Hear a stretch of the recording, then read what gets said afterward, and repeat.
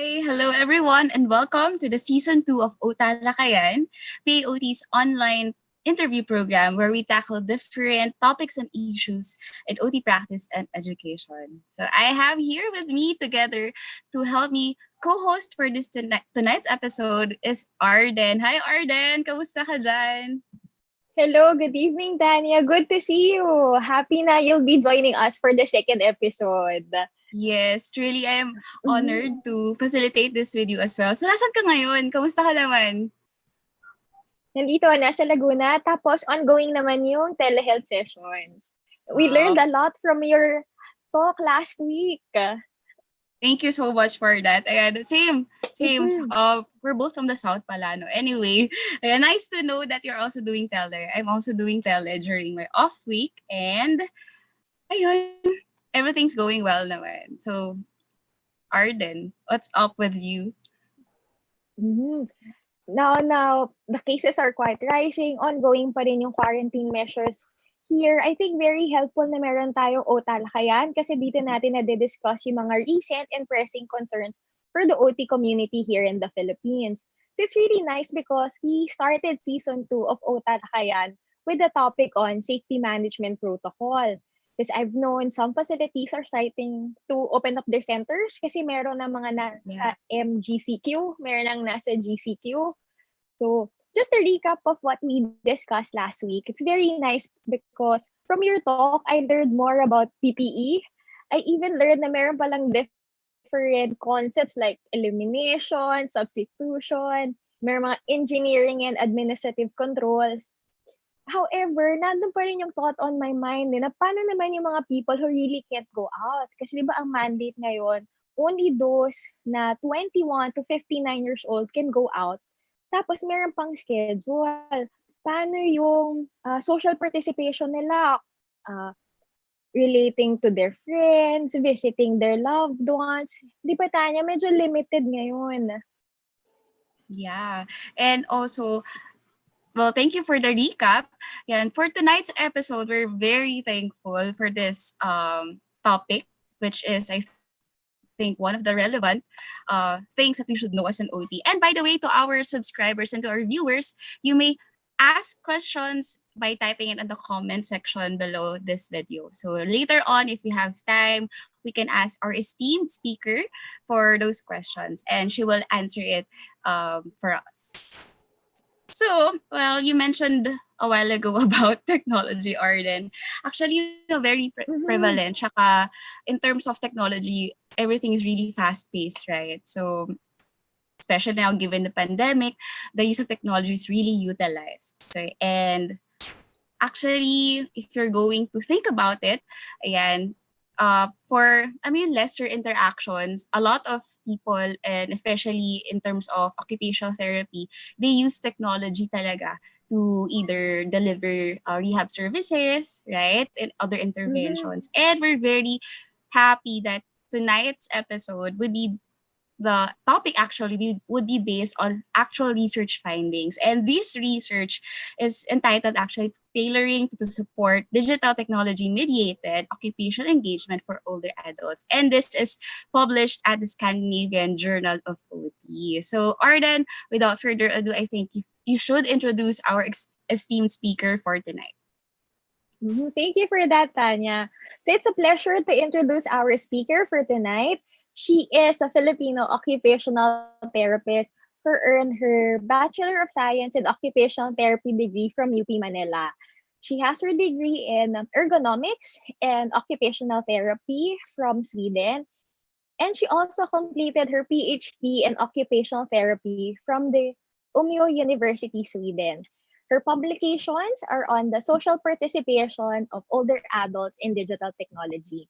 She's currently a university lecturer at Jönköping University, Sweden. Please welcome Caroline Fischel. Hi, Caroline. Hi, Arden. Hi, Tanya. It's nice. Thank you very much for the presentation. Mhm. So I think How are you today? we're fine, Caroline. So how's everything there in Sweden? Well, Everything is warm here today. It's actually summer here. So Mm. many people are on Mm. vacation, and well, there are a lot of occupational therapists and other health professionals still working in the hospitals because there's a big load also. But yes, but mostly a lot of people are on holidays now. Wow, that's nice to know. Summer. Mhm. Dito forever summer. Ang init. Mm. And thank you for joining us during your summer break, Caroline.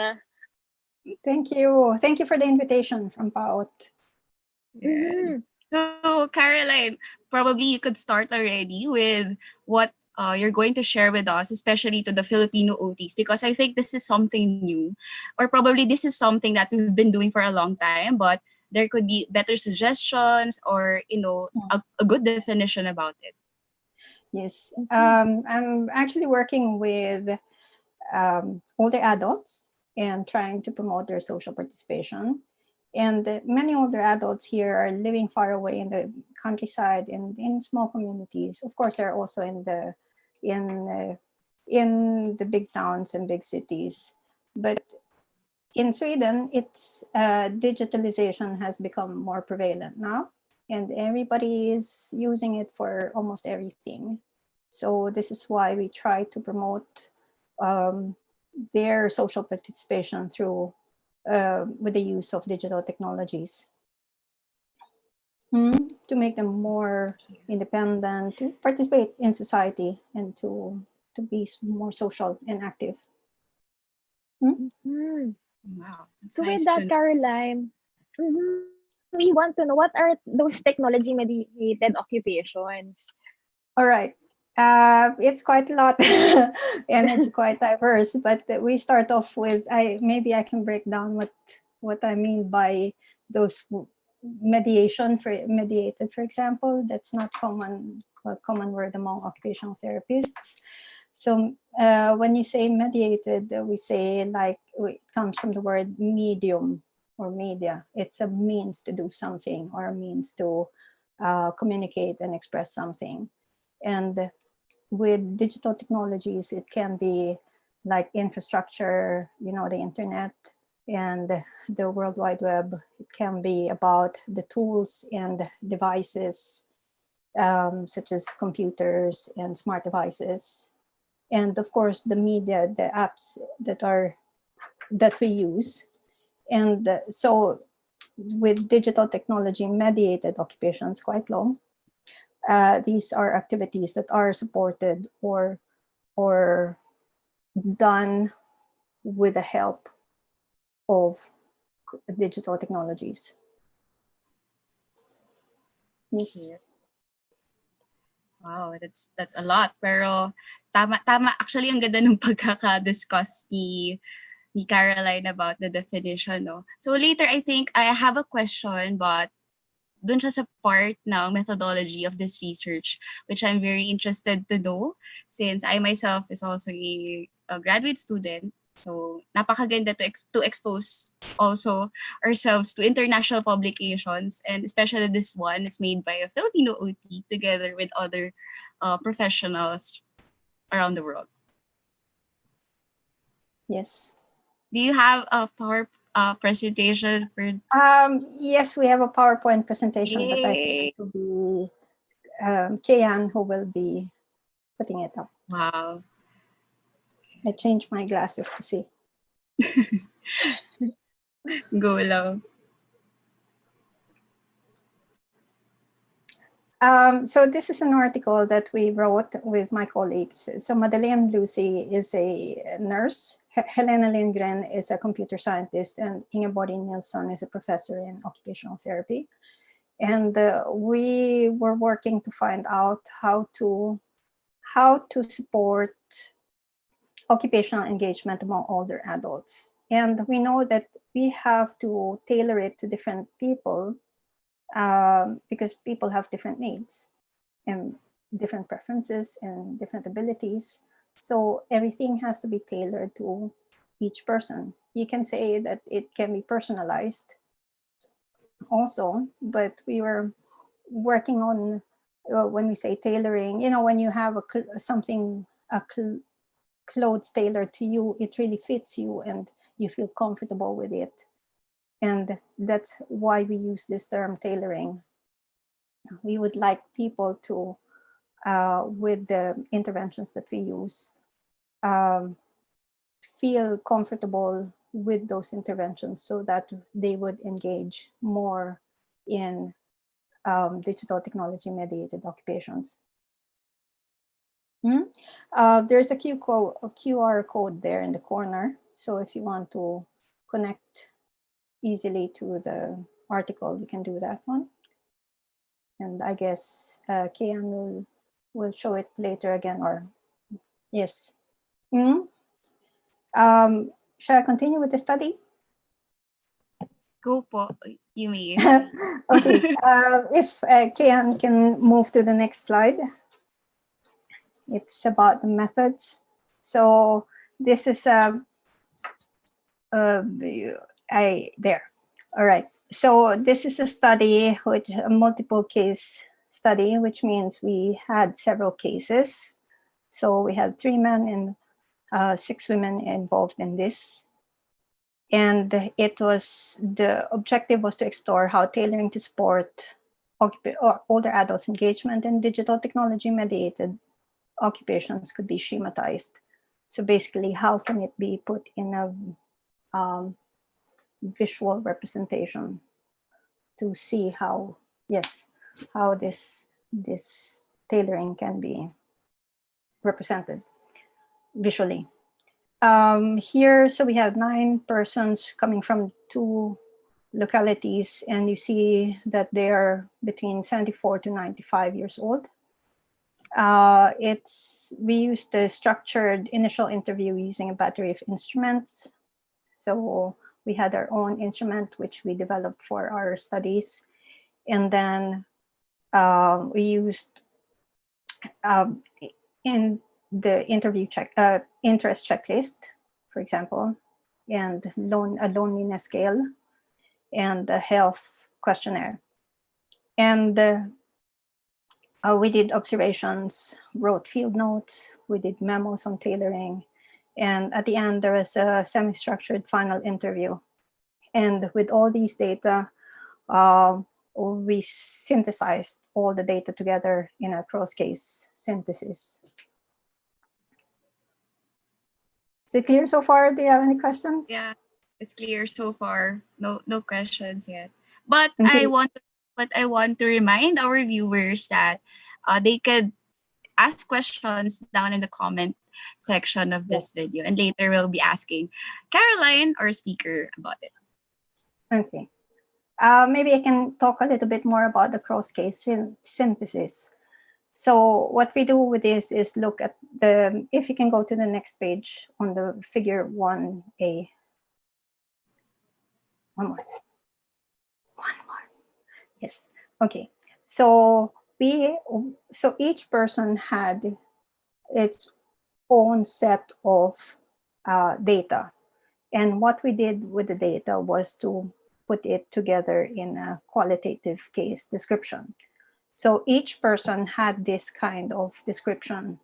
So for example, we had the timeline for when we did things with the person, like when we had the battery of instruments, where we did tailoring, where we did follow-up, when we did the interview. And then we also had all the things that we did. For example, all the steps, we tried to put it together see some patterns in it already and see, is it about needs and interests? So we were looking at that one. Were we planning and discussing with the clients or the participants, I mean, or was it about tailoring? So we had this kind of case description. So we had to make some diagrams to understand all these data that we got. Because if you see the number of weeks, it's around 20. For this one, it's a lot of 24 weeks. So you get a lot of data for that one, and you need to organize it. So that's what we did, and we put it in a diagram. if you go to figure 1B, KN, the next page.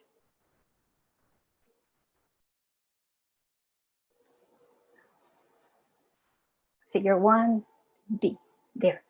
So from all those, the diagram 1, we then worked more with the data and made some other visual representations like this one. For this person, we made a tailoring that had where we demonstrated slowly and talked through the steps clearly.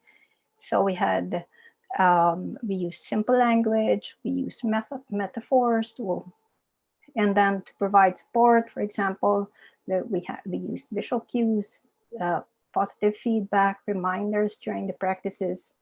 We worked with the spouse to teach them about the configuration. So these are just examples. And then we also had responses on the instruments that we used and the final responses, the responses on the final interview. And we used them to all these data for a qualitative case description. And when we had those for each person, so we had 9 cases on 9 of these, we synthesized all of them. And we came up with the schema. So if you go back 2 slides, KN,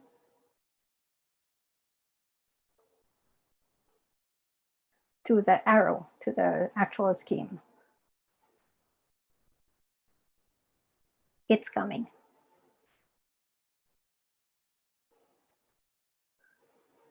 Two slides back.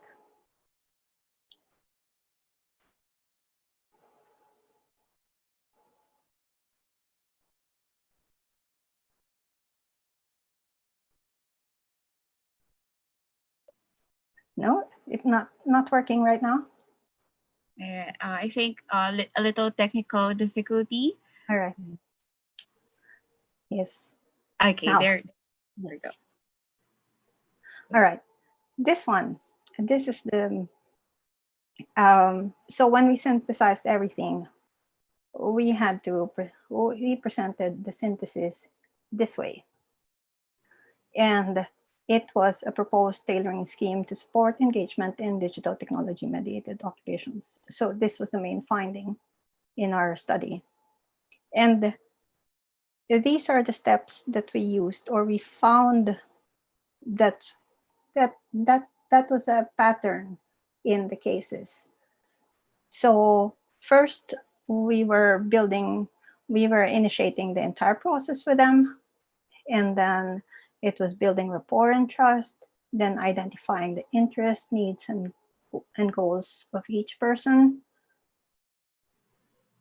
And for some, it was easy to identify the needs and interests or the goals, and some, they were not so easy. So we had to ask them questions like, what are you interested in? What would you like to achieve at the end of this process or collaboration? So some of them, it wasn't really, some said that they want to organize photos. The others, they said, well, I want to knit. Not really technology related, right? So, but it didn't matter because it was about their interests and needs and goals. But we wanted to do that one. And the next step was to facilitate the exploration of possible relevance. So there are many persons who really didn't know. Some knew how to use what the computer was for, or what the phone, the smart device was for. But some needed a little bit more support in understanding what things are for. So to look for areas where it can be relevant in their lives. So for the person who was knitting, we had some discussion, who wanted to learn how to knit with one hand. Imagine this is a person with a weakness in the left side. So that's why she wants to knit with the right hand only. So, okay, how can we apply use the digital technology to support this learning in order to do that one. So we looked together at at a video of knitting with a ring loom, for example. So it's one hand, and the other one is just so. But the digital technology there, the role of it is when she was learning how to use the loom. For the others, it was like, I want to watch TV. Okay, what do you want to watch? Um, what do you want? How can we use your TV in order to do what you want? So it's watching the news basically. So we're looking at possible uses of the technology in relation to their needs and interests and goals. And when we knew that one, or when they were able to figure out, okay, yes, we are more open, we feel that we can use it, then it was time to facilitate and support all these four aspects. Now, some didn't really know what occupations they want to, when people are using the telephone, for example, they open one app and they end up going to another app and another app. Or when they open the computer, I just want to just check my email, and they go on not just checking the email, but doing other things, right? Yeah. So it was like that one that we need to clarify what we're going to work with. So if the desired occupation was to check the newspaper, read the newspaper, then it was just that one. Okay. Otherwise, they would start clicking everywhere and Uh, doing other thwith and it's not easy. It's like, take for example, you've had your other clients and they were you do activities with them and you say, let's just focus, right? So it's the same thing here. We need to clarify what is our focus. So if this is the occupation that you decided on, this is our focus, only that for now, because otherwise it will be very difficult to support them in many tasks at one time. So start with one. When they're able to do more, then you can add two activities, but basically just focus on one occupation. occupation. Okay. The next one is to support or facilitate awareness of the virtual environment. Now, the virtual environment is basically what you see on the screen and what's hidden so what's in the graphics, the what's hidden behind or on the side on your screen. If you can go back to the previous slide. So let's say, yes, we stay here. So because many people, when they open let's say a web browser and you search for something, the first thing, or hear the newspaper, when you open a newspaper site, first thing that comes up is an advertisement. So I try to train them to think, okay, this is just an advertisement. There's something behind the advertisement. So what can you do in order to go to that page or that part of the environment, the virtual environment? And that's part of the training. You give reminders and all those, some cues. It can also be that I like the newspaper because that's an activity that a lot of people here are doing. You can even go, you can do it on others, like apps also, that they have the screen, the information is bigger than what's shown on your screen. So there's a lot of hidden at the back, a lot of things hidden at the back. And what we did was give a metaphor, the long paper metaphor. And what we said is like, okay, imagine that this is a long paper and you only see part of that paper. Your screen is just a window to that paper. And on the side, there are scroll bars to see how long that paper is. Or at the bottom, there's also a scroll bar that says it's how wide that paper is. So they learn now how to say, okay, if it's not on the first, on the main, on what they see right away, is it hidden somewhere? So this is another way of telling them, or just discussing with them how to be more aware of their environment. Same thing here when you're teaching cooking, for example, or retraining in cooking, right? You remind them there might be something hidden at the back of the refrigerator, right? Or the Yeah. cupboard or somewhere. It might be under the spoon or a mat, or so it's similar to that one. You can think of it that way. Are there any questions so far? I'm just talking Ah, a lot here. no, go, you may proceed, ma'am. No Okay. questions. All right. The next one is the compatibility between preferences and configuration. The preferences of the person and the configuration of the digital technology. So, for example, people prefer a brighter screen so that they can see, or they would like to have bigger text. They would like to have um, not so many ads there. So, how do we do that one? So it's looking through the accessibility features of the device and changing the contrast, changing the brightness, changing the size of the text. And I'm not the one doing that one. I just do that for people who really have um, no experience of the digital technology. I set it up for them, and then we discuss. For the others who have some idea where things are, or how the technology is operated, then I just tell them, okay, why not press Control Plus or Control Minus,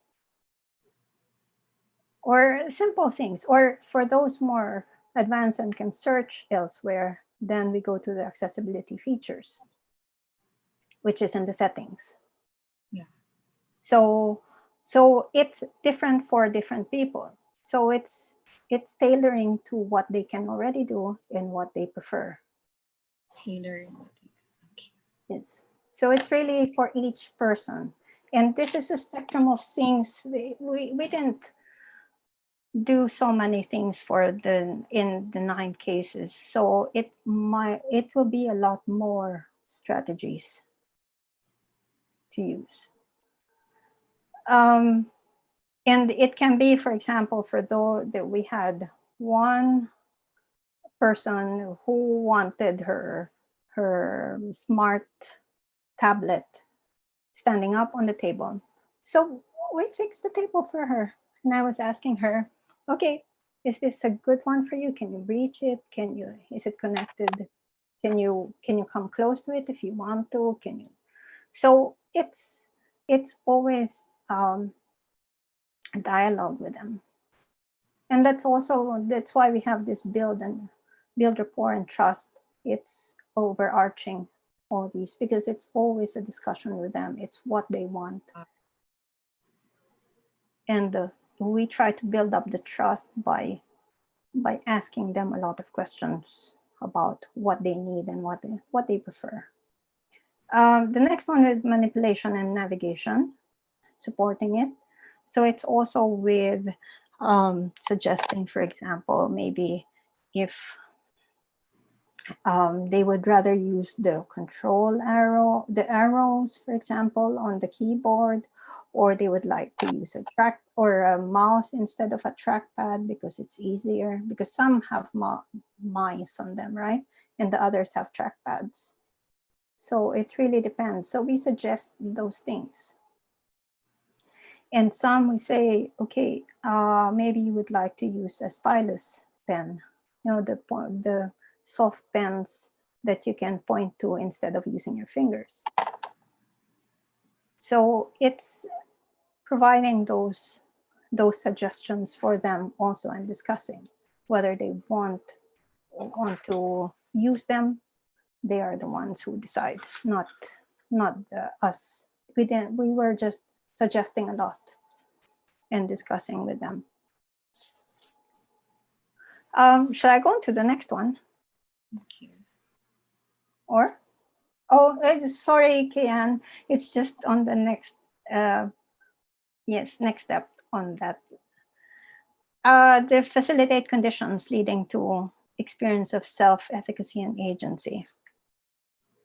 So this one was making them more feel, supporting them so that they will decide and act intentionally. So it's also about handling, so that they will be able to do their desired occupation successfully. So it was a lot of discussion. For example, for a person where we gave written instructions, it dealt with encouraging to practice using the instructions and encouraging this person to slowly wean away from those instructions so that the person can do their desired occupation more successfully. Okay. Next one is to facilitate awareness of available support. And this is varied also among people. Some prefer a real technician, so they would rather pay for that one. Others would prefer family. Others would prefer like discussion groups, like those for old people. So it was making them available, making them aware that there's available support somewhere. We just have to discuss where. It can be the local library, for example. It really depends on what they depended on what they wanted.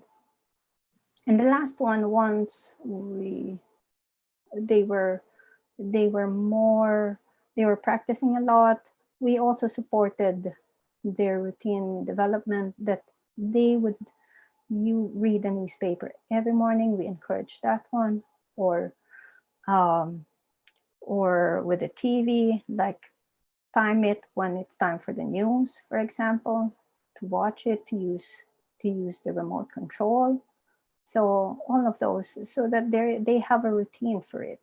Because when it's routine, you know that it becomes easier when it's done more often. Yeah. And then finally,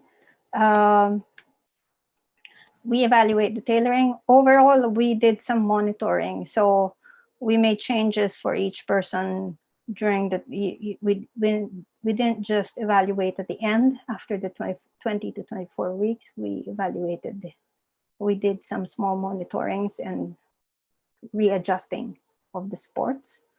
And then we also asked them if they had new goals, because they realized, okay, I can do this easily. There was one who said after the TV, he wanted to learn how to use the DVD. Okay. Wow. And then the next step was, all right, I want to remove my SMS. So it's like new goals after one after the other. But it's good to just have one goal at a time so that they feel that they succeed. Okay. And so it's very important with that step about clarifying the desired occupations. Yes. Okay, I actually have a question, Caroline.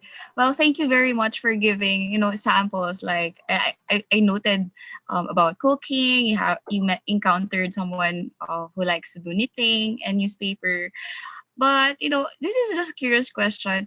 How is the receptiveness of the old age population in Sweden as compared, in the Philippines? I don't know how. Well, in terms of being able to talk to them, especially in your model in figure 2, you can see that the build rapport and trust is very consistent all throughout, the whole initiating and evaluating the tailoring for these old age population. Yes.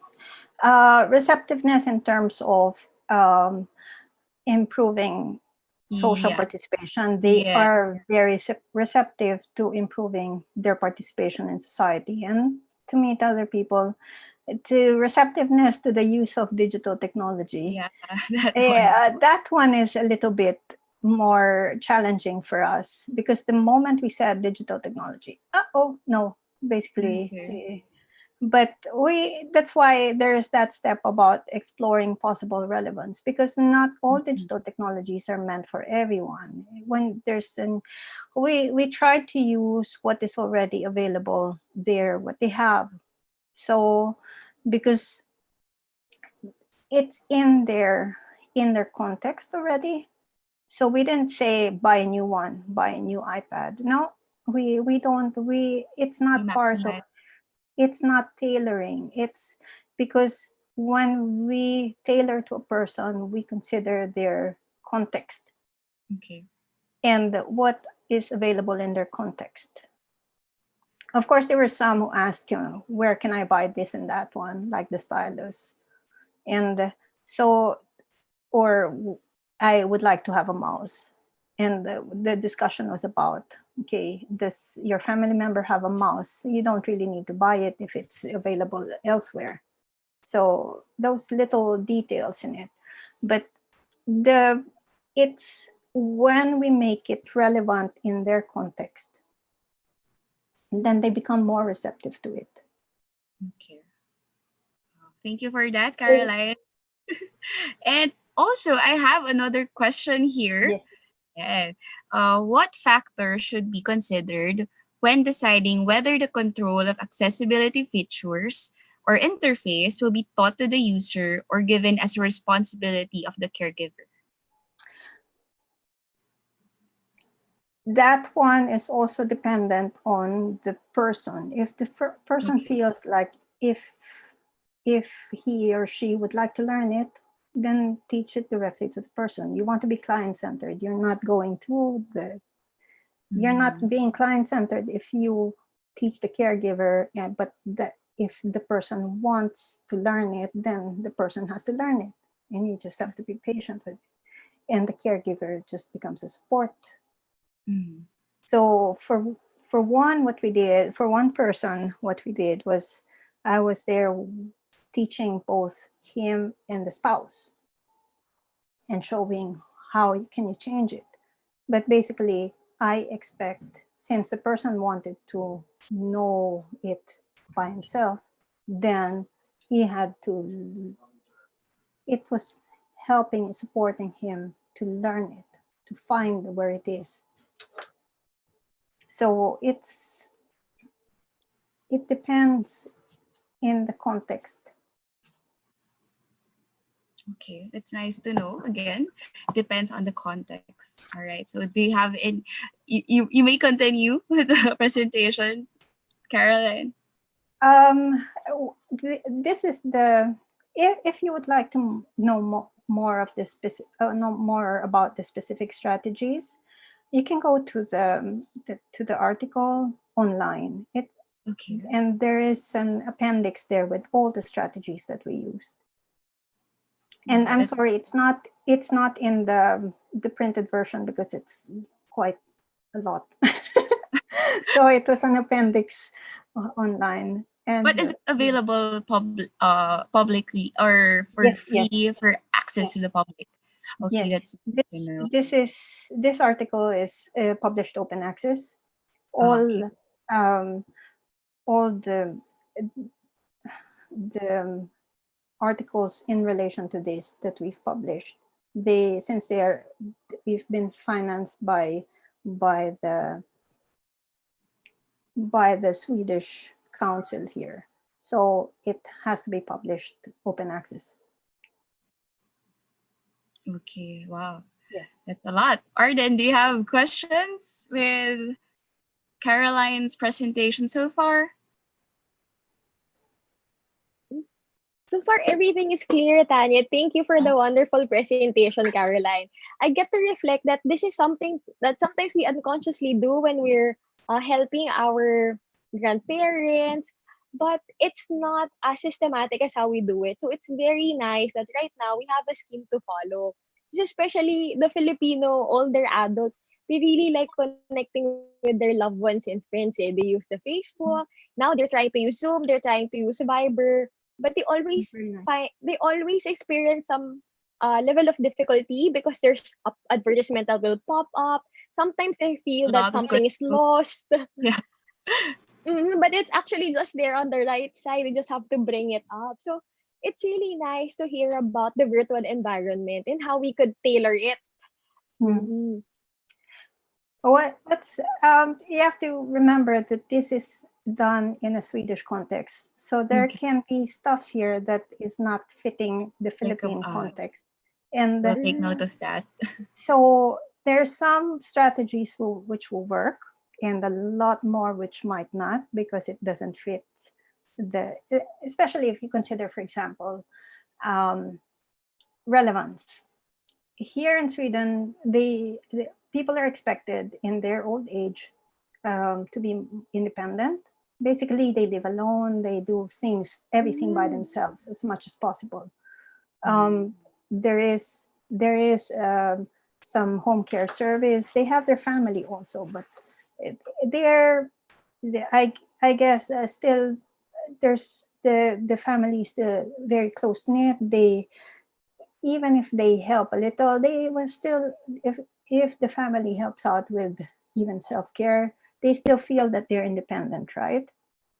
So that has to be considered, that independence here is not the same as independence in Sweden. Yeah. Sorry, in the Mm-hmm. Philippines.